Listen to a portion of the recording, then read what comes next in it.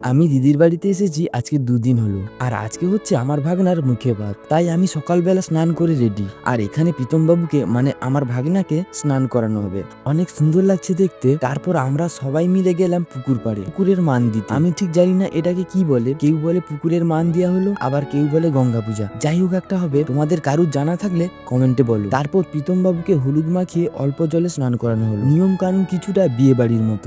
এখানকার কাজ শেষ করে প্রীতম বাবুকে এবার পিঁড়িতে স্নান করানো হবে। এখানে প্রীতম বাবুর মা আর তার জেঠিমা স্নান করাচ্ছে। স্নান করানো শেষ করে তাকে নিয়ে দিদি ঠাকুরের কাছে বসলো। এবারই আসল কাজ, আমি মামাকে নিয়ে বসলাম। এবারে আমি খাওয়াবো, তার আগে আশীর্বাদ করে দিলাম। তারপর চামচে করে পায়েস খাইয়ে দিলাম। আরো অনেকে খাইয়েছে, ভিডিওটা বড় হয়ে যাবে বলে অনেক, তাই দেখাইনি। তারপর আমি নিচে এসে ভাতটা রান্না করছি। কাজে একটু হাত লাগাতে হবে, মামা বলে কথা। ভাতও হয়ে গেছে, এটা এক্সট্রা ফুটানো হলো যদি সেখানে শর্ট পড়ে। সেখানে হয়তো সবার খাওয়া শেষ। ওটাকে বুধ নাকি যাই হোক, একে দেখে আমি নিজেই ভয় পেয়ে গেছি। তারপর আমি পাতাগুলো এখানে গুছাবো, তাড়াতাড়ি গুছাতে হবে, আরো অনেকে দাঁড়িয়ে আছে। এত ব্যস্ততার মধ্যেও ভিডিও করেছি, কপাল খারাপ আমার ছেলের বেলা করতে পারিনি। তো বন্ধুরা, আজকের জন্য এইটুকু, দেখা হচ্ছে পরের ভিডিওতে।